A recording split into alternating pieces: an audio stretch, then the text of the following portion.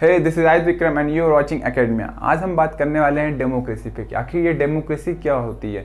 हमें बचपन से ही क्यों बताया जा रहा है कि हम डेमोक्रेटिक कंट्रीज़ हैं, डेमोक्रेटिक कंट्री में रहते हैं, हम डेमोक्रेसी को प्रैक्टिस करते हैं। तो आखिर कौन सी ही चीज़ें हैं जो कि बताते हैं कि डेमोक्रेसी होती क्या है, कैसे हम किसी को डेमोक्रेटिक बोलते हैं, किसी को नॉन डेमोक्रेटिक बोलते हैं, इन सब सारी चीज़ों पे हम डिस्कशन करेंगे। तो डेमोक्रेसी स्टार्ट करने से पहले जो डेमोक्रेसी वर्ड है उसको थोड़ा देख लेते हैं कि ये होता क्या है, ये हुआ बना कैसे। तो डेमोक्रेसी जो वर्ड है ये बना दो ग्रीक वर्ड से मिलके। अब ये दो ग्रीक वर्ड कौन कौन से हैं जो डेमोक्रेसी फॉर्म कर रहे हैं? तो डेमोक्रेसी में पहला वर्ड आता है डेमोस।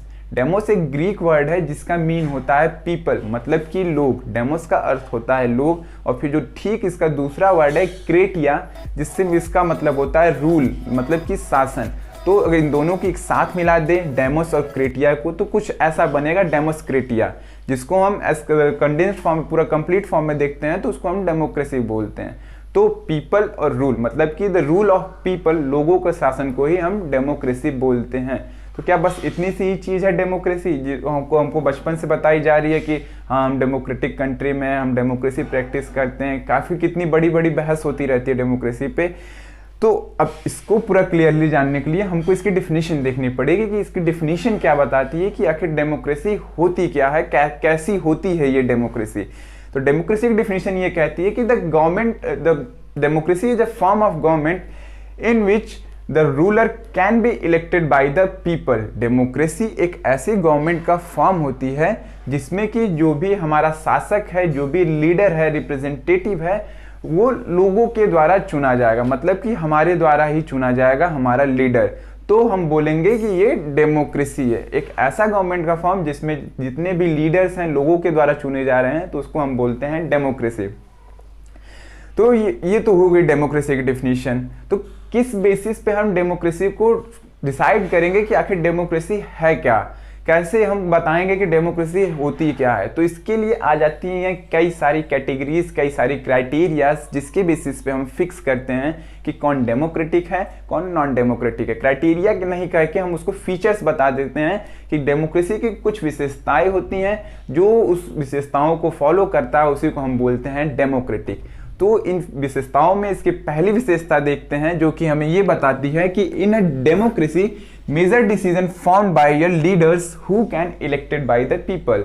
कि डेमोक्रेसी में जितने भी बड़े निर्णय होंगे, जितने भी मुख्य निर्णय होंगे, वो केवल वही लोग ले सकते हैं जो कि लोगों के द्वारा चुन के गए हुए हैं। मतलब कि जिसको हम पसंद कर रहे हैं, जिसको हम अपना लीडर अपॉइंट कर रहे हैं, हमारे बड़े बड़े डिसीजन, हमसे रिलेटेड जितने भी डिसीजन हैं वही लेगा, और किसी के पास अधिकार नहीं है कि वो हमारे डिसीजंस को ले सके।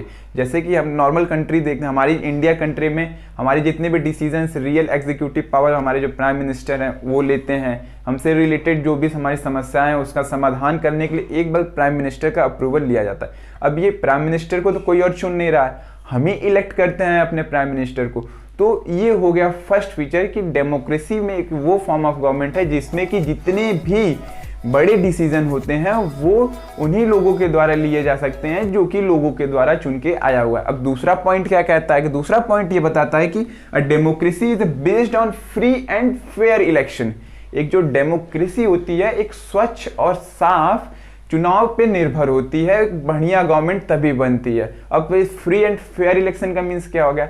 मतलब ये हो गया कि उसमें जो भी गवर्नमेंट रूल कर रही है उसका इलेक्शन में कोई भी इन्फ्लुएंस नहीं रहना चाहिए। अभी अगर मैं बात करूं, अगर मेरी गवर्नमेंट है और मैं इलेक्शन में इन्फ्लुएंस करके कंटिन्यू अपनी गवर्नमेंट फॉर्म करता रहूं, तो डेमोक्रेसी का मतलब क्या निकलेगा? लोग जो इलेक्ट कर रहे हैं, अगर लोग मुझे पसंद नहीं कर रहे हैं, फिर भी मैं गलत काम धांधली करके चुनाव जीत जा रहा हूं, तो लोगों के वोट देने का मतलब क्या निकले? कुछ नहीं निकलेगा ना। तो ये बताती है डेमोक्रेसी, ये कहती है कि government free and fair election can be happened in a country. किसी भी कंट्री, किसी भी नेशन में एक फ्री और फेयर इलेक्शन होना चाहिए ताकि किसी के साथ भी भेदभाव ना हो, और जिसको लोग जो उसको पसंद कर रहे हैं वह उसी को इलेक्ट करे और वही उनके ऊपर शासन करे, और वही उनके जितने भी आइडियाज़ हैं उसको लेके आए, उनके व्यू को उनको रिप्रेजेंट करे।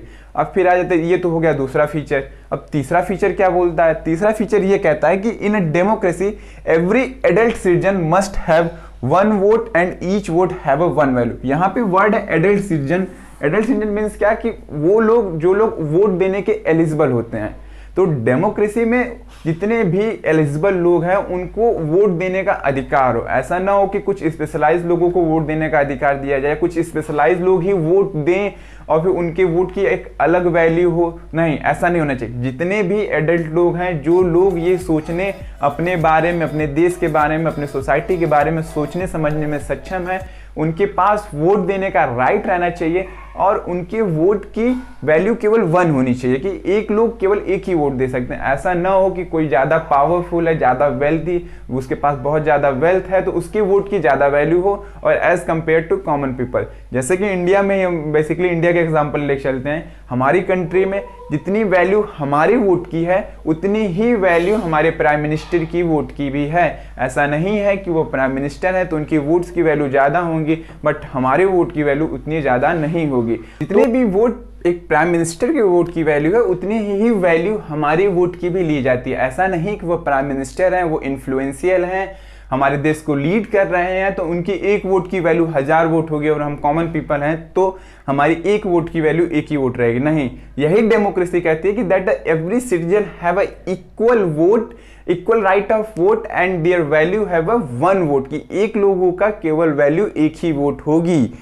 अब तो ये तो हो गया तीसरा फीचर जो कि हमको बता रहा है। अब चौथा फीचर क्या बोलता है, जो हमारा लास्ट फीचर है और यही डेमोक्रेसी को कंप्लीटली डिस्क्राइब कर देगा कि ये सारी चीजें जो भी फॉलो कर रहा है उसी को हम बोलेंगे कि वो डेमोक्रेटिक कंट्री है, वो डेमोक्रेसी प्रैक्टिस कर रहा है। तो मूव करते हैं हम चौथे पॉइंट पे।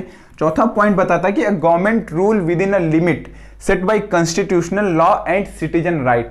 जो भी गवर्नमेंट रूल कर रही है डेमोक्रेसी में, जो भी गवर्नमेंट रूल करेगी वो एक कॉन्स्टिट्यूशनल लॉ के अंडर वर्क करेगी। कॉन्स्टिट्यूशनल लॉ मतलब क्या कि हमारे पास एक कॉन्स्टिट्यूशन होगा जो कि कुछ नियम निर्धारित करेगा। हमसे जो लोग हैं, कंट्री के जो लोग हैं, उनसे रिलेटेड जितने भी नियम होंगे कॉन्स्टिट्यूशन निर्धारित करेगा और उसी के आधार पे जो गवर्नमेंट है वो चलेगी। ऐसा नहीं होगा कि हमने गवर्नमेंट को इलेक्ट कर दिया, बाय द वे कोई हमारे सामने अच्छा बन के आया, हमने उसको सेलेक्ट कर दिया, फिर बाद में वो असली रूप लेके आने लगा और हमारे साथ बुरा बर्ताव करने लगा। नहीं, उसके ऊपर भी एक लॉ बुक है जो कि उसको कंप्लीटली कंट्रोल्ड रखेगी, जिससे कि वो ना हमारे अधिकारों के साथ खिलवाड़ कर सकता है, ना ही हमारे साथ खिलवाड़ कर सकता है। इनफैक्ट हमारा कॉन्स्टिट्यूशन तो हमको यहाँ तक राइट देता है कि हम एक गवर्नमेंट को हटा भी सकते हैं। तो यही सब सारी चीजें थी, यही जो चारों फीचर्स हैं, यही एक कंप्लीट डेमोक्रेसी, एक जो अच्छी डेमोक्रेसी होती है, इसी को एक्सप्लेन करते हैं। अब बहुत सारी कंट्रीज हैं, बहुत सारे नेशंस हैं जो कि फेक डेमोक्रेसी को भी क्लेम करते हैं। वहाँ पे इलेक्शन तो होते हैं बट वहाँ के जो लोग हैं उनको अपने डिसीजंस लेने के अधिकार नहीं होते, या फिर जो उनके जो लीडर्स जो सेलेक्ट किए जा रहे हैं वो डिसीजन नहीं लेते हैं। तो ये था हमारी पूरी कंप्लीट डेमोक्रेसी और इसी के बारे में आज हमने देखा है। अगला वीडियो भी हम इसी के डेमोक्रेसी पे ही डिस्कस करेंगे। अगर आपको वीडियो पसंद आई हो तो लाइक करें, कमेंट करें, सब्सक्राइब करना ना भूलें।